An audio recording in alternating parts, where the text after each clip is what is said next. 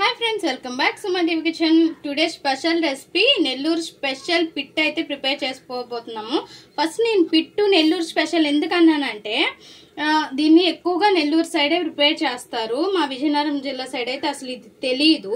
ఇది మూల కూర్చున్న పిల్లలకి అంటే పుష్పవతి అయిన పిల్లలకి కంపల్సరీగా ఇది చేసి పెడతారు। ఇక్కడ ఫస్ట్ మనం దీన్ని బియ్యపు రవ్వతో అయినా చేసుకోవచ్చు, లేదు అంటే ఉప్మా రవ్వతో అయినా చేసుకోవచ్చు। అండ్ సారీ ఉప్మా రవ్వ అన్నాను, ఇడ్లీ రవ్వతో చేసుకోవచ్చు। ఈ ఇడ్లీ రవ్వ మనం 1 గ్లాస్ తీసుకున్నాము। చూడండి, ఈ గ్లాస్ తో 1 గ్లాస్ ఇడ్లీ రవ్వ అనేది తీసుకున్నాము। దీన్ని ఫస్ట్ నానబెట్టుకోవాలి, కొంచెం మెత్తగా అయ్యేంత వరకు నానబెట్టుకోవాలి। ఇప్పుడు మనం కొబ్బరి తీసుకోవాలి, దాన్ని నానబెట్టుకున్నాం కదా రవ్వ, ఈలోగా మనం కొబ్బరి తీసుకోవాలి। ఎండు కొబ్బరి అయినా తీసుకోవచ్చు, పచ్చి కొబ్బరి తురుమైనా తీసుకోవచ్చు।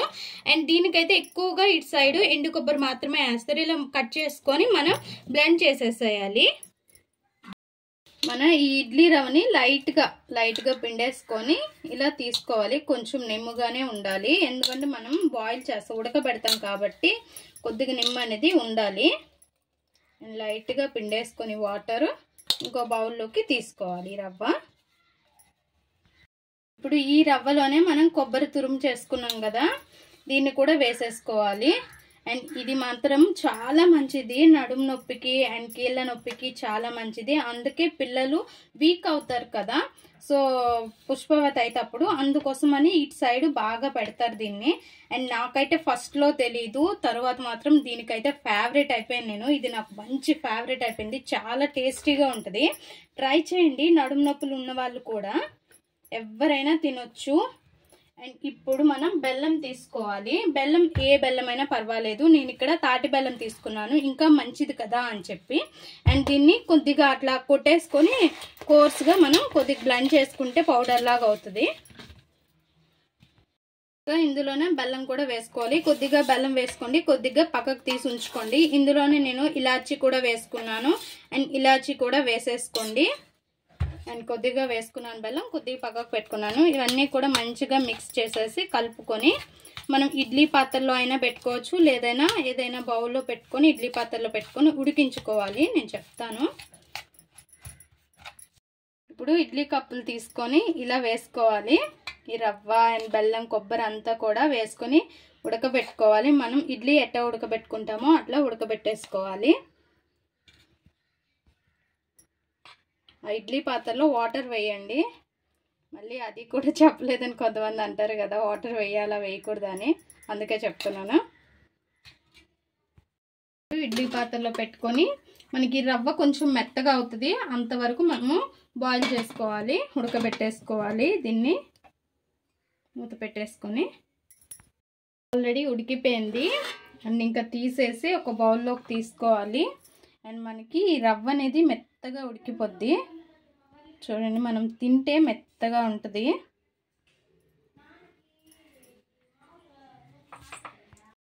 ఇలా ఇప్పుడు ఒక బౌల్లోకి తీసేసుకోవాలి। అండ్ మనం కొద్దిగా చేసుకుంటే కొద్దిగా రవ్వ తీసుకుంటే చాలు, చాలా ఎక్కువగా అవుతుంది। అండ్ మనం కొబ్బరి బెల్లం అన్నీ వేసేలోగా అండ్ చాలా టేస్టీ అండ్ హెల్త్కి అయితే చాలా మంచిది। అండ్ మనకంటే మనకి ఇంకా పెద్దవాళ్ళు ఉంటారు కదా, వాళ్ళకి ఇంకా బాగా తెలుసు ఇది ఎంత మంచిది అనేది, వాళ్ళు చెప్తేనే కదా మనకి తెలుస్తుంది అండ్ వస్తుంది అలాగన్నా।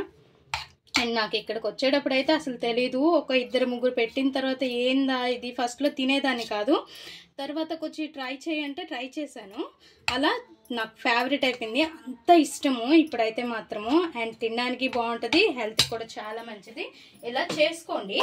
అండ్ ఇప్పుడు నెక్స్ట్ ఉన్న బెల్లం కూడా ఇందులో వేసేసేయాలి। అండ్ బెల్లము నెయ్యి కూడా కొద్దిగా వేసుకోవాలి, నెయ్యి కూడా వేసుకుంటే చాలా బాగుంటుంది। అండ్ పిల్లలకి పుష్పవతి అయిన పిల్లలకి మీరు కూడా పెట్టండి, అండ్ ఆ టైంలో వీక్గా ఉంటారు కదా పిల్లలు, అండ్ వాళ్ళకైతే చాలా మంచిది। అండ్ నెయ్యి కూడా వేసుకుందాం, నెయ్యి కూడా వేసుకొని ఇంకా మిక్స్ చేసుకుందాం, కలిపేసుకుందాం। చూసారుగా, ఇంకా మన నెల్లూరు స్టైల్ పిట్టు రెడీ అయిపోయింది, అండ్ చాలా టేస్టీగా ఉంటుంది అండ్ హెల్త్కి చాలా మంచిది। నేను చాలాసార్లు చెప్పాను కదా హెల్త్కి మంచిదని, చాలా చాలా మంచిది, ఒక్కసారి ట్రై చేయండి।